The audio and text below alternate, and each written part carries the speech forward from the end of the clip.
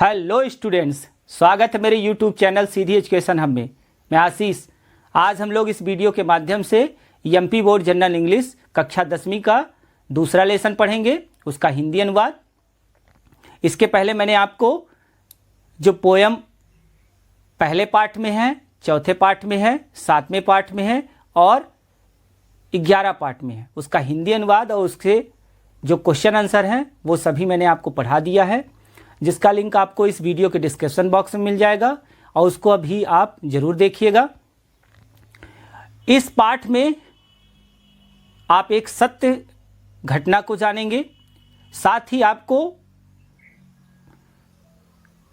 दृढ़ संकल्प की शक्ति क्या होती है इसके बारे में पता चलेगा कि किस प्रकार से एक बालक जो आग लगने के कारण उसके निचले हिस्सा पूरी तरह से जल गया था, कैसे अपनी दृढ़ इच्छा शक्ति के कारण वह जीवित रह पाया।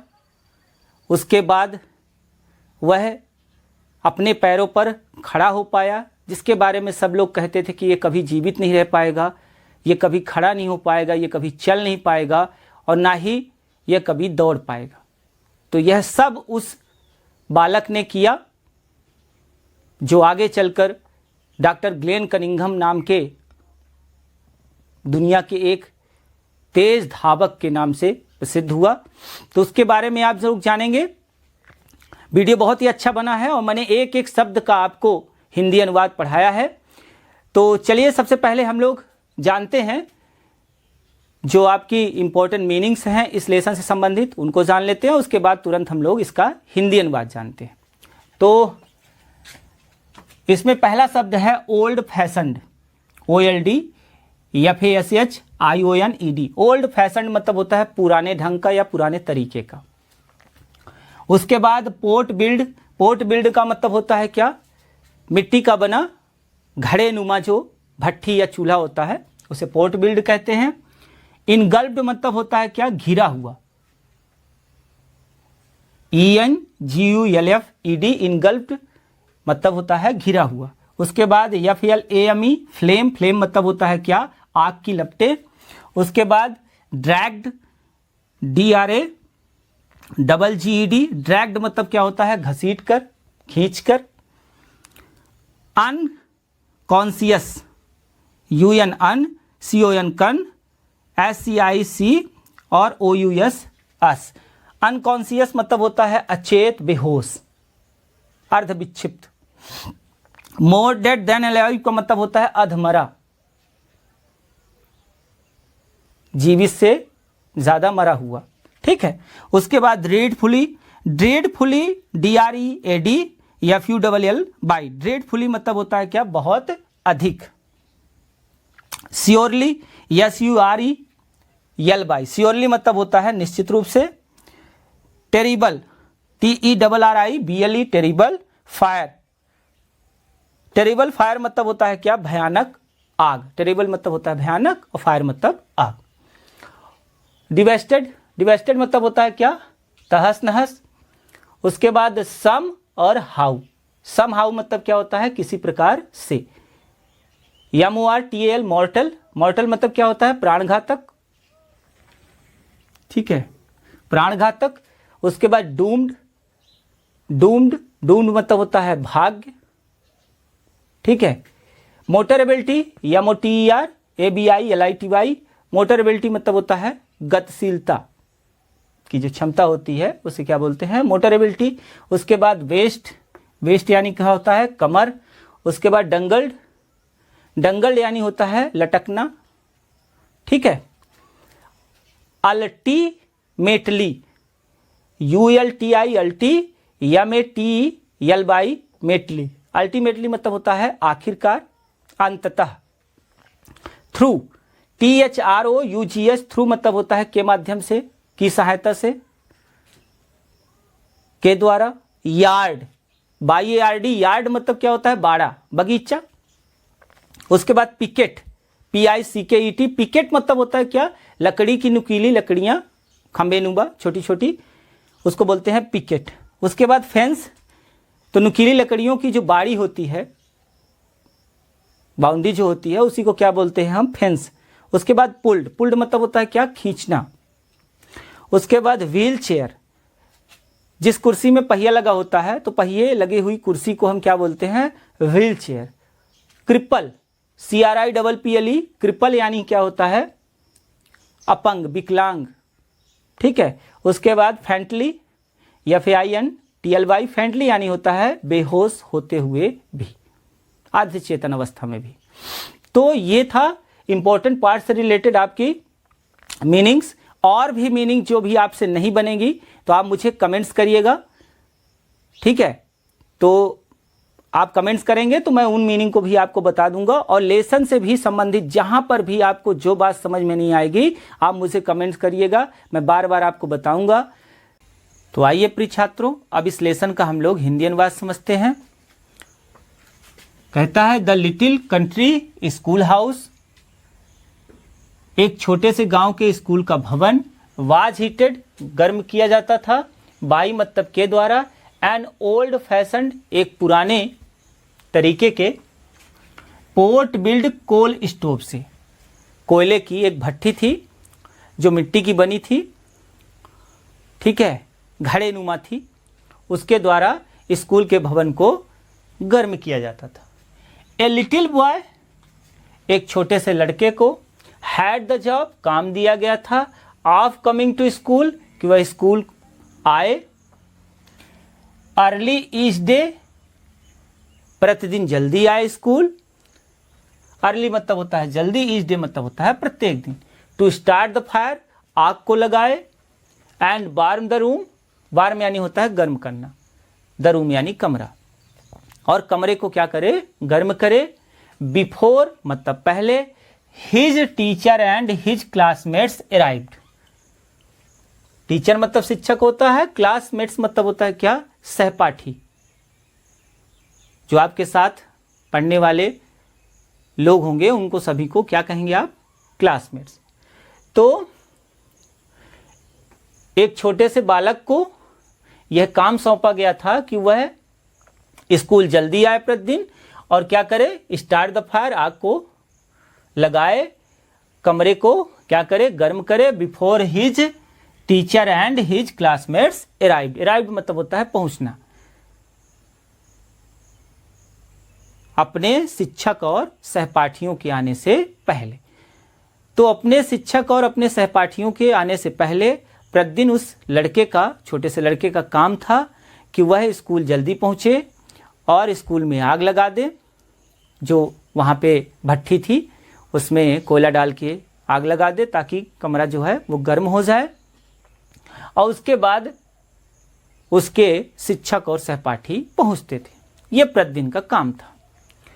वन मॉर्निंग, एक सुबह, दे अराइव्ड मतलब शिक्षक और उसके जो सहपाठी थे एक सुबह स्कूल पहुंचे, टू फाइंड और पाया, the school house इनगल्फ्ड in flames, जो स्कूल का भवन था इनगल्फ्ड घिरा हुआ था, इन फ्लेम्स यानी आग की लपटों से।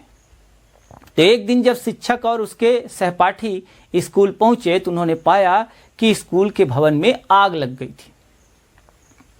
दे dragged the unconscious little boy out of the flaming building. तो जब स्कूल में शिक्षक और सहपाठी पहुंचे तो उन्होंने देखा कि स्कूल के भवन में आग लग गई है, तो उन्होंने तुरंत यह सोचा कि उस बच्चे को तो कोई नुकसान नहीं पहुंचा। वो सब दौड़े और जाकर उन्होंने देखा तो वो बालक जो था वो बुरी तरीके से जल चुका था। दे ड्रैग्ड, ड्रैग मतलब होता है खींचना, तो उन्होंने उस बालक को खींचा। The unconscious little boy, unconscious मतलब होता है बेहोशी अवस्था में, अर्धविक्षिप्त अवस्था में। तो बेहोशी अवस्था में उस छोटे से बालक को क्या किया गया, out of the flaming building, out मतलब होता है बाहर निकालना, द फ्लेमिंग बिल्डिंग मतलब हुआ आग लगी इमारत से, यानी उस स्कूल भवन में जो आग लग गई थी उससे क्या किया गया, उस बालक को बेहोशी अवस्था में बाहर निकाला गया। More dead than alive, more dead than alive का मतलब होता है जीवित से ज्यादा मरा हुआ, अर्थात अधमरा अवस्था में उस बालक को बाहर निकाला गया। ही हैड मेजर बर्न्स, वह बहुत अधिक क्या हो चुका था, जल चुका था। वन यानी होता है जलना, वह बहुत अधिक जल गया था। Over the lower half of his body, lower half of his body का मतलब होता है शरीर के निचले हिस्से में, जो कमर के नीचे का हिस्सा होता है उसको लोअर हाफ ऑफ बॉडी बोला जाता है। तो वो जो लड़का था वो बहुत अधिक जल गया था अपने शरीर के निचले हिस्से में। एंड वाज टेकन, और उसे पहुंचाया गया, ले जाया गया टू द नियर बाय, पास के ही काउंटी हॉस्पिटल में, जो कस्बे का अस्पताल था।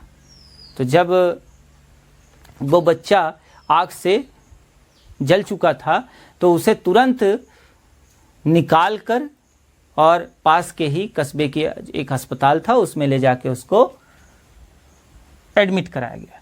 फ्रॉम हिज बेड, अपने बिस्तर पर, द ड्रेडफुली बर्न, ड्रेडफुली मतलब होता है क्या, बुरी तरीके से, भयानक तरीके से।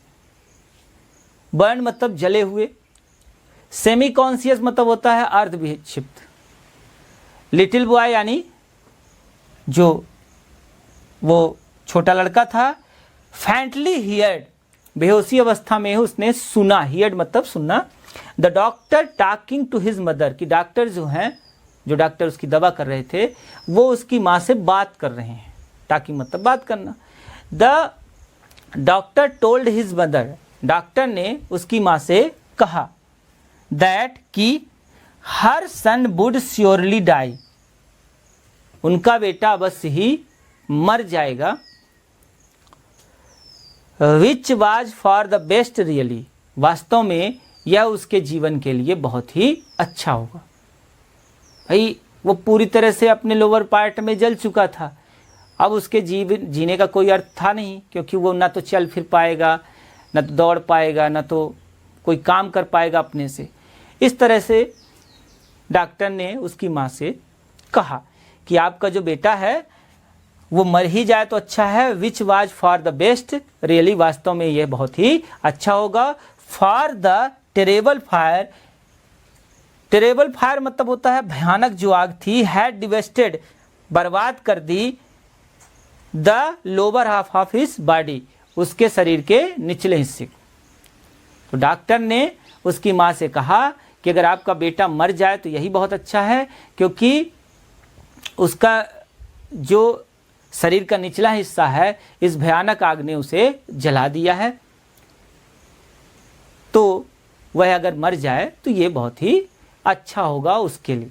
तो आइए प्रिय छात्रों अगले पैराग्राफ को समझते हैं। But the brave boy did not want to die, but मतलब लेकिन, ब्रेव बॉय मतलब हो गया बहादुर बालक, did not want to die मरना नहीं चाहता था। जब डॉक्टर साहब ने उसकी माँ से कहा कि यह मर ही जाता तो अच्छा रहता, क्योंकि इसके निचले हिस्से में कोई जान नहीं है, तो उस बहादुर बालक ने अपने मन ही मन में सोचा कि मैं मरूंगा नहीं। तो वही यहाँ पर कहा जा रहा है कि but the brave boy did not want to die, लेकिन वो बहादुर बालक जो था वो मरना नहीं चाहता था। He made up his mind, made up his mind का मतलब होता है निश्चय करना। He made up his mind, उसने निश्चय किया, दैट मतलब कि ही वुड सर्वाइव, सर्वाइव मतलब होता है जीवित रहना। तो उसने यह निश्चय किया कि मैं अवश्य ही जीवित रहूंगा। समहाउ, किसी प्रकार से या जैसे तैसे, to the amazement of the physician, amazement मतलब होता है आश्चर्य, ऑफ द फिजिशियन यानी फिजिशियन मतलब चिकित्सक, डॉक्टर जो उसकी दवा कर रहे थे। तो डॉक्टर के अथक प्रयासों से जैसे तैसे ही डिड सर्वाइव, वह जी गया। जो डॉक्टर उसकी दवा कर रहे थे उनके अथक प्रयासों से, या शायद ईश्वर की ये इच्छा थी, और वो बालक क्या हो गया, बच गया। When the mortal danger was past, mortal danger मतलब होता है प्राण लेने वाला खतरा। ठीक है। तो when the mortar danger war past, when मतलब जब उसकी मृत्यु का जो खतरा था वाज पास्ट गुजर गया, टल गया, ही अगेन हियर्ड, अगेन मतलब होता है फिर से या दोबारा, तो ही अगेन हियर्ड उसने फिर से सुना, the doctor and his mother speaking, जो डॉक्टर है और उसकी जो माँ है वो आपस में क्या कर रहे हैं, बात कर रहे हैं, क्वाइटली मतलब होता है धीरे धीरे। तो जब उसके मृत्यु का खतरा टल गया, वह बच गया डॉक्टर के अथक प्रयासों से, तो उसने एक दिन अपनी माँ और डॉक्टर को धीरे धीरे बात करते हुए सुना। अभी भी वो हॉस्पिटल में ही है। The mother was told, mother ने कहा यानी माँ ने कहा, दैट मतलब कि, सिंस, इस सिंस का मतलब हुआ चूंकि, और इस सिंस आगे भी मिलेगा तो उसका मतलब होगा क्योंकि। सिंस चूंकि, the fire had destroyed, fire मतलब होता है आग, डिस्ट्रॉय मतलब होता है नष्ट करना, बर्बाद करना। So much flash, so much मतलब होता है बहुत अधिक, बहुत ज्यादा, फ्लैश मतलब होता है मांस या मांसल हिस्सा। In the lower part of his body, lower part of his body का मतलब शरीर का निचला हिस्सा। तो मां ने कहा कि चूंकि आग ने नष्ट कर दिया बहुत अधिक मांसल भाग उसके शरीर के निचले हिस्से का। It would have been better, यह अधिक अच्छा होता कि, इफ मतलब होता है यदि, ही हैड डेड, कि वह क्या हो जाता, मर ही जाता। मां ने कहा कि डॉक्टर साहब, मेरे बेटे के शरीर के निचले हिस्से का जो मांसल हिस्सा है वो तो बहुत अधिक समाप्ति हो गया है, यह अच्छा होता कि वह मर ही जाता तो ठीक है। सिंस चूंकि, यहां पे सिंस का मतलब हुआ क्योंकि, क्योंकि he was doomed to be a lifetime cripple, he was doomed, doom मतलब होता है भाग्य, और लाइफ टाइम मतलब होता है जीवन भर। क्रिपल यानी होता है अपंग, विकलांग, अपाहिज, विथ नो यूज, जिसका कोई उपयोग ना हो, eight all of his lower limbs, lower limbs मतलब होता है शरीर का निचला हिस्सा, अपर लिम्स मतलब होता है शरीर का ऊपरी भाग। तो मां ने कहा डॉक्टर साहब से कि यह अधिक अच्छा होता कि अगर वह मर जाता, क्योंकि यह उसका भाग्य है कि वह लाइफ टाइम क्रिपल हो गया, कि वह जीवन भर क्या रहेगा, अपंग रहेगा, अपाहिज रहेगा, with no use at all of his lower limbs, और वह कोई भी उपयोग नहीं कर पाएगा अपने शरीर के निचले हिस्से का। ठीक है, अगला पैरा को देखते हैं। वंस मोर, एक बार फिर से, जब अब ये बातें जब वो बालक सुन रहा था तो अब देखिए उसका रिएक्शन क्या होगा। हर स्थिति में इंसान को कहते हैं कि किसी भी परिस्थिति में अपने लक्ष्य से हटना नहीं चाहिए, उसके प्रति अडिग रहना चाहिए। देखिए, once more the brave boy made up his mind, एक बार फिर से उस बहादुर लड़के ने निश्चय किया कि, मेड अप हिज माइंड, निश्चय किया कि, he would not be A cripple, कि वह अपाहिज या अपंग नहीं रहेगा, ही वुड वॉक, वह चलेगा, बट लेकिन अनफॉर्चुनेटली, दुर्भाग्यवश, फ्रॉम द रिस्ट डाउन, उसके शरीर के निचला हिस्सा, जो कमर के निचला हिस्सा है, he had no motor ability, उसमें कोई भी गतिशीलता नहीं थी। मोटर एबिलिटी मतलब होता है गतिशीलता, तो उसके कमर के नीचे के हिस्से में कोई भी गतिशीलता नहीं थी। जैसे सोते हुए व्यक्ति को आपने देखा है, हाथ जिस तरफ रख दो तो रख जाता है, सिर जिस तरफ कर दो सिर उस तरफ हो जाता है। जैसे मृत व्यक्ति के शरीर को किसी भी तरफ आप कर दीजिए उसी तरफ वो मुड़ जाता है, उसी प्रकार से ये यहाँ पर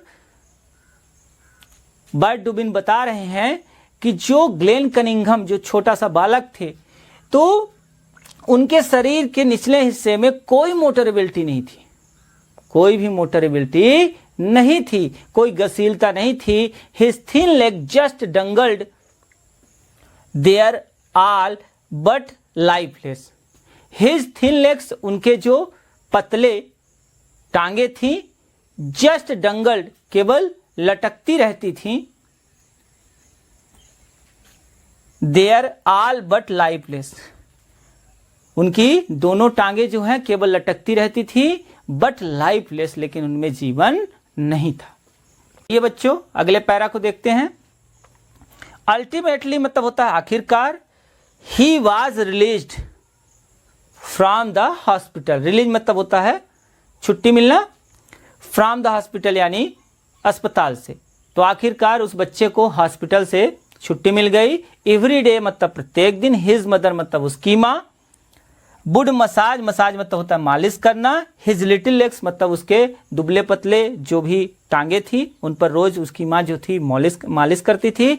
but there was no feelings, लेकिन देयर वाज नो फीलिंग्स यानी कोई भी जान नहीं थी उसके उन टांगों में। नो कंट्रोल, ना ही कोई नियंत्रण था। नथिंग मतलब कुछ भी नहीं।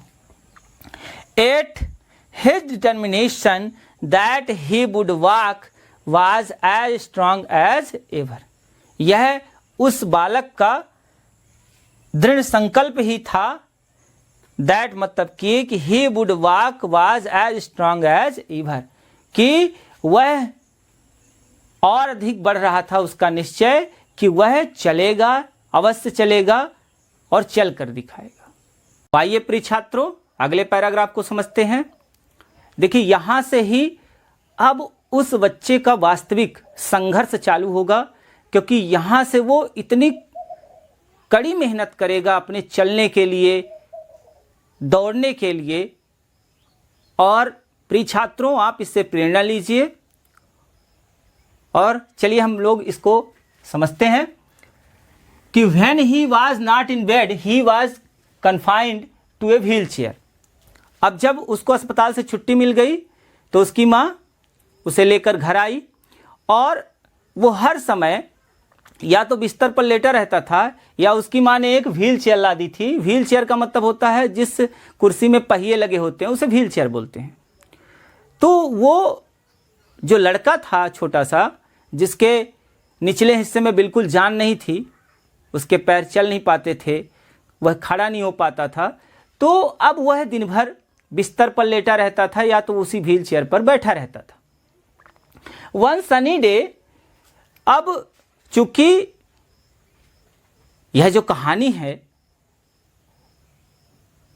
यह एक ठंडे प्रदेश की कहानी है जहां 12 महीने कड़ाके की ठंडी पड़ती है। तो एक दिन बहुत अच्छी धूप निकली तो माँ ने सोचा क्यों ना अपने बेटे को आज बाड़ा में ले जाते हैं, बगीचे में ले जाते हैं और ताज़ी हवा उसको मिल सके, ऐसा माँ ने सोचा। तो वन सनी डे, एक धूप खिले दिन, हिज मदर उसकी माँ व्हील्ड आउट लेकर गई इनटू द यार्ड। यार्ड मतलब होता है बाड़ा या बगीचा। टू गेट पाने के लिए सम फ्रेश एयर यानी ताजी हवा। तो ताजी हवा दिलवाने के लिए उसकी माँ घर के बाहर बगीचे में, बाड़े में ले गई। दिस डे, उस दिन, instead of sitting there, instead का मतलब होता है के बजाय, के बदले। तो जब उस दिन माँ जो है उस बच्चे को बाड़े में लेकर गई कि उसे ताजी हवा मिल सके, तो कुर्सी में बैठने के बजाय उसने क्या किया, स्वयं को कुर्सी से बाहर फेंक दिया।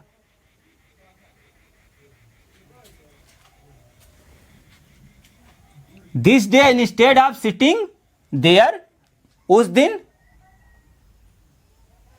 बैठने के बजाय ही थ्रे फ्रॉम द चेयर, वह स्वयं को कुर्सी से बाहर फेंक दिया।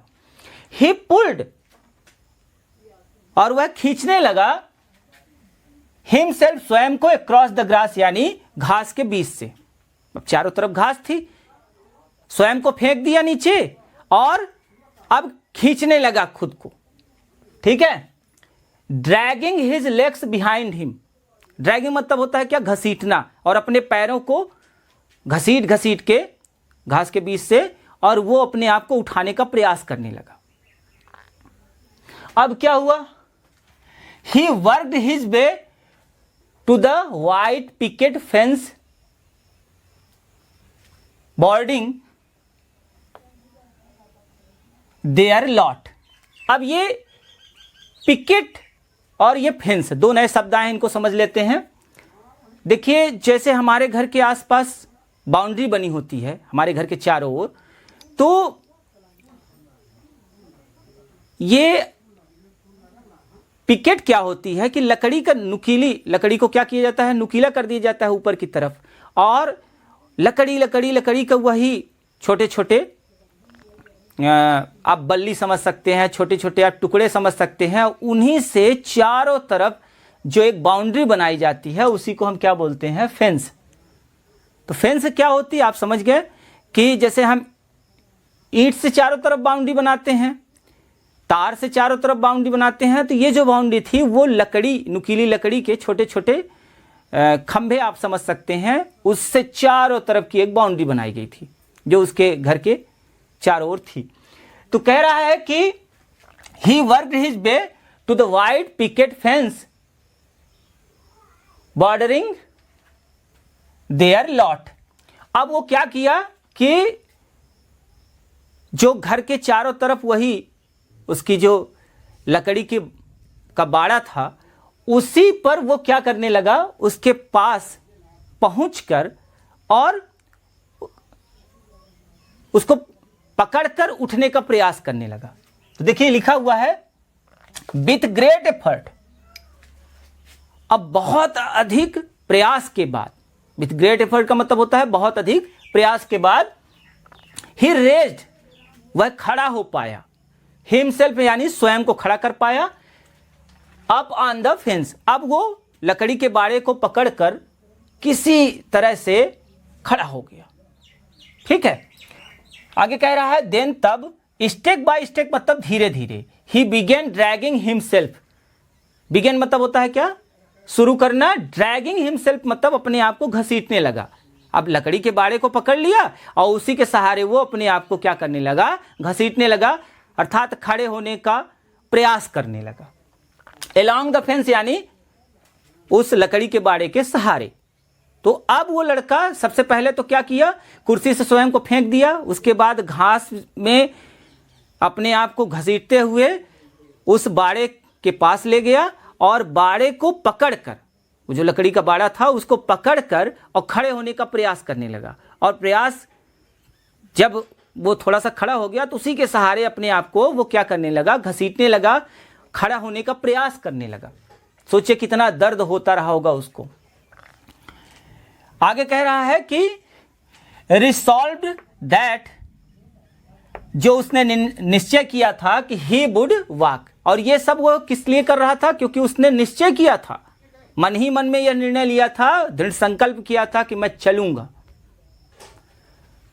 तो resolve that he would walk, स्वयं को याद दिला रहा था कि मैं चलूंगा। He started to do this every day. He मतलब वह, स्टार्टेड मतलब शुरू कर दिया, टू डू यानी उसको करना, दिस एवरी डे। अब वह यह कार्य प्रतिदिन करने लगा। माँ उसको बाहर बाड़े में लाती और बाड़े से वो कुर्सी से अब स्वयं को फेंक देता, फिर से घसीटते घसीटते वो बाड़े के पास पहुंचता और बाड़े के पास पहुंच कर फिर वो क्या करता, पहले खड़े होने का प्रयास करता और उसी फेंस के सहारे क्या करता, थोड़ा थोड़ा घसीट घसीट कर चलने का प्रयास करने लगा। तो he started to do this every day, वह प्रतिदिन अब ये करने लगा। अंटिल, जब तक की, अंटिल मतलब होता है जब तक की, ही बोर ए स्मूथ पथ, जब तक कि उसने बना नहीं दिया एक साफ सुथरा रास्ता, all around the yard, yard मतलब तो आप समझ ही गए, बाड़ा या बगीचा, बिसाइड द फेंस। तो अब वो प्रतिदिन यह कार्य करने लगा। रोज वह कुर्सी से स्वयं को फेंकता, फिर घसीटते घसीटते उस फेंस के पास पहुंचता, फेंस पे पास पहुंचकर उसको पकड़कर खड़ा होता, फिर धीरे धीरे घसीट घसीट के चलने लगा और उसके इस घसीटने के कारण चारों ओर उसी के फेंच के सहारे वो चलते रहता था जब तक उसकी माँ अंदर रहती थी। उसकी माँ नहीं देख पाए और उसने उसके चारों ओर, फेंच के चारों ओर बिल्कुल एक साफ सुथरा अपने लिए रास्ता बना लिया। मतलब वहाँ की घास वो सब समाप्त हो गई, बिल्कुल चिकना बन, बिल्कुल चारों तरफ। दिन भर आप किसी भी रास्ते से आप रोज जाते हैं तो देखते हैं ना वो कितना चिकना रहता है, तो स्मूथ पथ बना दिया, बिल्कुल चिकना साफ सुथरा बना दिया। कहने का मतलब ये हुआ कि वो लड़का इतना दृढ़ संकल्पी था कि प्रतिदिन उसका ये कार्य हो गया कि वो जाएगा बाड़े में और उसके बाद कुर्सी से स्वयं को फेंकना, उसके बाद फेंस के सहारे चलते चलते चलते धीरे धीरे धीरे धीरे धीरे धीरे धीरे अब उसके पैरों में थोड़ी थोड़ी जान आनी शुरू हो गई, क्योंकि माँ जो थी वो नियमित मसाज करती थी और वो फेंस के सहारे रोज चलता था, खड़ा होने का प्रयास करता था। धीरे धीरे उसके पैरों में अब जान आने लगी और शायद इससे ज़्यादा वो कुछ चाहता भी नहीं था। तो आइए उसके बाद समझते हैं अल्टीमेटली, आखिरकार। अल्टीमेटली मतलब क्या होता है? आखिरकार। रुकिए ऊपर का एक लाइन छूट गया। There was nothing he wanted more than to develop life in those legs. There was nothing he wanted more than to develop life in those legs. There was nothing, इसके अलावा कुछ भी नहीं। वांटेड मतलब वो चाहता था, मोर देन मतलब और अधिक। To develop life in those legs, कि उसके पैरों में जान आ जाए। डेवलप मतलब होता है विकसित करना, लाइफ मतलब होता है जान, दोज लेग्स मतलब उसके पैरों में। तो वो लड़का केवल इतना चाहता था कि उसके पैरों में, जो मृत प्राय हो गए थे, उसके पैरों में क्या आ जाए? जान आ जाए। इससे ज्यादा वो कुछ भी नहीं चाहता था। ठीक है, आइए अगले पैराग्राफ को समझते हैं। अल्टीमेटली, आखिरकार, थ्रू हिज डेली मसाजेज, नियमित, डेली मतलब होता है प्रतिदिन या नियमित, थ्रू मतलब होता है के द्वारा। तो through his daily massages, his iron persistence and his resolute determination, he did develop to ability to stand up, then to walk haltingly, then to walk by himself, and then to run. आइए इसका अर्थ समझते हैं। Ultimately मतलब होता है आखिरकार। Through his daily massages, यानी नियमित उसकी माँ जो थी वो क्या करती थी? उसके पैरों में मसाज करती थी। His iron persistence, iron persistence को मतलब होता है लौह इच्छा शक्ति, दृढ़ इच्छा शक्ति, दृढ़ निश्चय। एंड हिज रिसोल्यूट डिटर्मिनेशन, और उसका पुनर्जीवित करने वाला दृढ़ संकल्प। He did develop to ability, develop मतलब होता है विकसित करना और एबिलिटी मतलब होता है क्षमता। यही वो कारण थे जिनके कारण वो स्वयं को क्या कर पाया? विकसित कर पाया, वो क्षमता टू स्टैंड अप, कि वह खड़ा हो सका। देन टू वॉक, फिर चल सका। हाल्टिंगली मतलब होता है धीरे धीरे, लड़खड़ा कर जिसको बोलते हैं। ठीक है, खड़ा होता फिर गिर जाता, फिर खड़ा होता फिर गिर जाता, लड़खड़ा कर अभी चलता था। ठीक है, देन टू वॉक, और अब धीरे धीरे वो क्या करने लगा? चलने लगा। पहले घसीट घसीट के चला, फिर किसी तरह से खड़ा होना शुरू किया। फेंस के सहारे पहले चलता था, उसके बाद किसी तरह से खड़ा होना शुरू किया, फिर धीरे धीरे चलता, फिर गिर जाता, फिर चलता, फिर गिर जाता, लेकिन उसके बावजूद भी उसने चलना रोका नहीं और धीरे धीरे वो चलने लगा। बाय हिमसेल्फ, स्वयं को चला पाया। एंड देन टू रन, और उसके बाद न केवल वो खड़ा हुआ चला बल्कि दौड़ा भी। ठीक है, तो क्या वो कारण थे जिनके कारण उसके पैरों में जान आई? तो उसकी मां के द्वारा किया गया डेली मसाज, उसका आयरन परसिस्टेंस, ये बहुत इंपॉर्टेंट लाइन है क्योंकि ये आपके क्वेश्चन में भी पूछी गई है। तो उसके मां द्वारा जो नियमित मसाज की जाती थी, मालिश की जाती थी उसके पैरों में। आयरन परसिस्टेंट मतलब उसका लौह इच्छा शक्ति। एंड हिज रिसोल्यूट डिटर्मिनेशन, मतलब उसका पुनर्जीवित करने वाला जो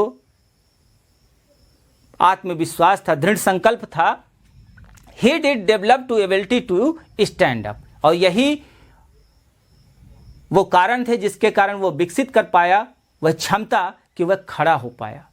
ठीक है, to walk haltingly then to walk by himself, पहले वो लड़खड़ा कर खड़ा होता था, उसके बाद वह अच्छे से स्वयं को खड़ा कर पाया, एंड देन, और फिर टू रन, वह दौड़ने भी लगा। आगे देखिए, ही बिगेन टू वॉक, उसने चलना प्रारंभ किया, टू स्कूल, अर्थात वह चलकर अब अपने स्कूल जाने लगा। Then to run to school, अब वह स्कूल दौड़ के भी जाने लगा। Run for the sheer joy of running, और उसको खुशी मिलती थी। सियर जॉय मतलब अत्यधिक खुशी मिलना। वह अपनी खुशी के लिए दौड़ दौड़ के स्कूल जाता था। पहले तो उसने चलना सीखा, उसके बाद चल चल के अपने स्कूल जाता था। उसको जब कोई देखता था तो किसी को विश्वास ही नहीं होता था कि ये वही लड़का है जो अपने पूरे निचले हिस्से में ऐसा जल गया था। आप कल्पना करिए कि मांसल का एक हिस्सा नहीं था, मांस का एक टुकड़ा नहीं था उसके टांगों में, लेकिन उसके बावजूद भी उसकी माँ ने बहुत अच्छी से मालिश की, और यह उसकी दृढ़ इच्छा शक्ति थी कि वह फेंस के सहारे, उसको लगातार चोट लगती गई, लगातार चोट लगती गई, लेकिन वो हार मानने वाला लड़का नहीं था। ठीक है, तो आगे कह रहा है कि he began to walk to school, वह चलकर स्कूल जाने लगा। टू रन टू स्कूल, और दौड़ के स्कूल जाने लगा। For the sheer joy of running, बिल्कुल अपनी खुशी के लिए वो दौड़ने लगा। उसके बाद कहता है लेटर इन कॉलेज, बाद में कॉलेज में, he made the track team. Track team का मतलब होता है जो दौड़ आयोजित करने वाली, विभिन्न स्कूल में, कॉलेज में एक संस्था बनाई जाती है जो इस प्रकार के दौड़ों का आयोजन करती हैं। तो लेटर, बाद में, इन कॉलेज में, he made the track team, और उसे जो दौड़ आयोजित करने वाली टीम थी उसमें चुन लिया गया। तो आइए प्रिय छात्रों, अब इस लेसन का अंतिम पैराग्राफ समझते हैं। स्टिल लेटर, कालांतर में या बाद में, in Madison Square Garden, this young man who was not expected to survive, who would surely never walk, who could never hope to run, this determined young man, Dr. Glenn Cunningham, ran the world's fastest meal। तो अब उस जो छोटा बालक था वो कुछ बड़ा हुआ और कॉलेज की दौड़ वाली टीम में उसे शामिल कर लिया गया, और उसने दौड़ना निरंतर जारी रखा, और अंततः जब बर्लिन ओलंपिक हुआ, ओलंपिक जो सबसे बड़ी खेल प्रतियोगिता होती है, तो बर्लिन के इस मेडिसन स्क्वायर गार्डन में जो दौड़ आयोजित हुई उसमें यह लड़का दौड़ा, और यही लड़का इस दौड़ में, 1500 मीटर की दौड़ में, न केवल इस दौड़ को जीता बल्कि सबसे कम समय में दौड़कर एक रिकॉर्ड भी बनाया, और उस बालक का नाम था doctor Glenn Cunningham.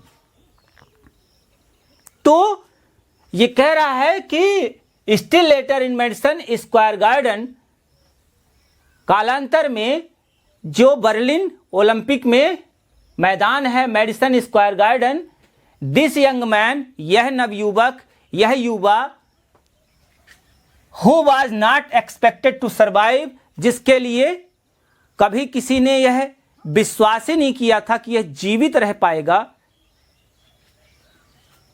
Who would surely never walk, जिसके लिए सभी का पूरा विश्वास था कि वह कभी भी चल नहीं पाएगा।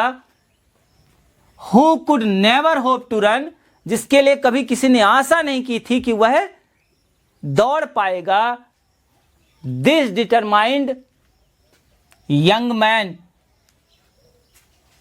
यह दृढ़ संकल्पी जो नवयुवक था डॉक्टर ग्लेन कनिंघम, उन्होंने 1500 मीटर की दौड़ में न केवल विजय प्राप्त की बल्कि एक रिकॉर्ड बनाया जो कई वर्षों तक बना रहा। तो इस प्रकार से प्रिय छात्रों, आपने इस पाठ में यह जाना कि अगर आपके अंदर दृढ़ इच्छा शक्ति है तो परीक्षा में पास होना कोई लक्ष्य नहीं है।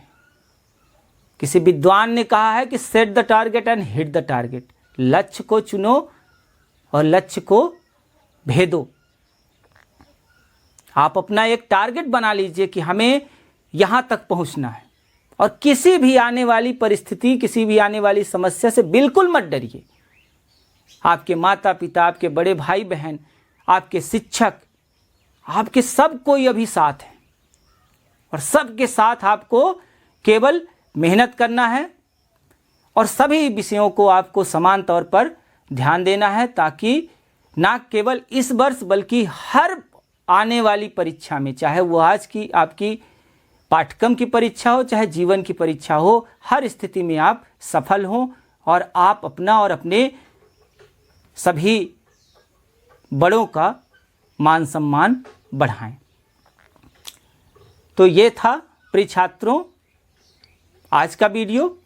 आशा करता हूँ आपको वीडियो बहुत ही अच्छा लगा होगा। अगर वीडियो ये आपको अच्छा लगता है तो उसे आप लाइक करिए, अपने मित्रों में इसे शेयर करिए, और मेरे इस चैनल सीधी एजुकेशन हब को सब्सक्राइब कर लीजिए ताकि आपको इसी प्रकार से अच्छे अच्छे वीडियोज़ मिलते रहें। धन्यवाद।